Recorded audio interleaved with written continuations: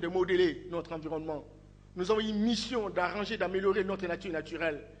Et ceux qui véritablement ont eu la chance d'accéder à des responsabilités, ce sont eux qui véritablement doivent piloter, donner un sens de direction par rapport à cette dynamique. Et on entend beaucoup d'eux. Mais aujourd'hui, l'amour de l'argent et l'argent sale, l'argent facile, quand vous entrez dans les institutions, quand vous discutez avec les gens... Toujours au préjudice de la population. C'est incroyable. C'est incroyable. Incroyable.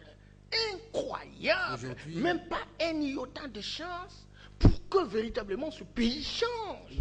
Devenu le pays le plus corruptible au monde. Non, c'est non seulement la corruption, cet amour d'argent, cette absence de la nation, le gain facile, la multiplication des maîtresses. Ça mène à la corruption.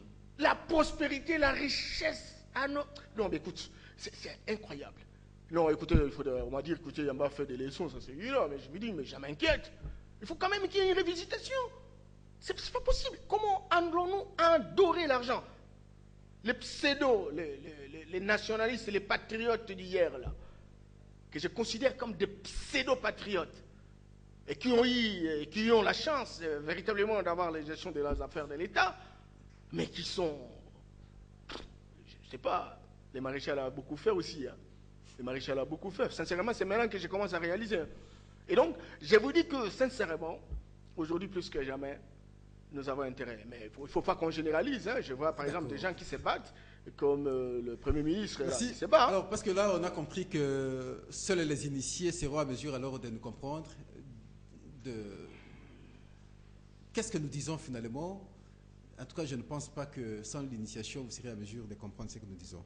Alors, le budget de l'État, M. Norbert Yamba, parce que autant d'années passent comme ça, les budgets, c'est vrai, depuis un certain moment, on sent qu'il y a l'évolution en termes du montant, mais son impact sur le terrain, en tout cas, c'est rien.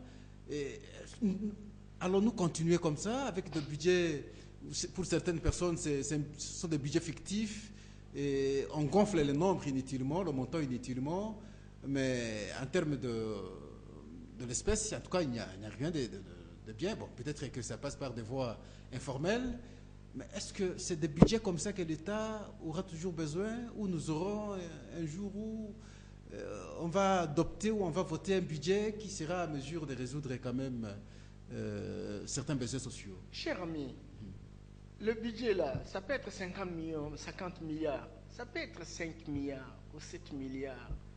Mais lorsqu'on n'a pas de garde-fous, lorsqu'on n'a pas une volonté volontariste de changer la situation, on n'y arrivera pas. Les différents budgets que nous avons sont des formalités d'usage. Je me rappelle bien, en 2000, je produisais un mémoire post-universitaire en Belgique. J'ai fait une analyse des budgets locaux, essentiellement locaux. Sur l'échantillon que j'avais pris, 98% des budgets sont des copier-coller. Ça veut dire que le budget antérieur, on le reprend, on change seulement les chiffres, etc. Des copier-coller. Ça veut dire en fait que les budgets ne sont pas tablés sur des choses qui existent. Non. C'est une formalité, il faut aller au Parlement, il faut présenter, etc. Et puis on adopte. Et puis lorsqu'il s'agit de faire la réduction des comptes, lorsqu'il s'agit de faire le contrôle de ce budget, il n'y a pas un travail agissant qui s'est fait autour de ça. Et tout le monde, les terrains deviennent très fertiles, ou même les graines pourraient germer bien. Parce que ces budgets-là ne peuvent pas servir à quoi que ce soit. Mon ami. Donc, si on sait que personne ne va contrôler, je me rappelle bien, en 2009, j'étais dans une province, je ne saurais pas dire le nom, je pose la question à un député, j'ai dit, donnez-moi les écarts, par exemple, du budget pour la fin de cet exercice. Vous avez reçu le rapport d'exécution? Il était incapable. Non seulement il n'y a pas de rapport d'exécution, un député au niveau de province, encore mutantis mutandis, hein. Il faut aller poser la question, vous êtes journaliste. Et même si on connaît les chiffres, on fait quoi? Quelles sont les procédures pour arriver naturellement à ce que cela soit corrigé? Est-ce qu'on sait faire le report de ce qui a existé l'année antérieure pour l'année future. Ça, c'est un problème. Bon, c'est une question technique, ça c'est évident.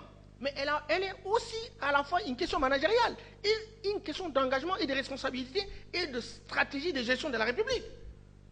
Ça, c'est un problème. Et donc, lorsqu'on est dans une gestion artisanale, là, c'est un danger public. Vous ne pouvez pas imaginer qu'il y a des pays qui ont 1000 km² de superficie. Je prends le Sao Tomé principe. 1000 km avec 200 000 habitants. Mais vous voyez toute la comptabilité. Nous avons 2 345 000 km². Nous sommes 7 fois le Japon. Nous sommes 5 fois et demi l'Allemagne fédérale. Nous sommes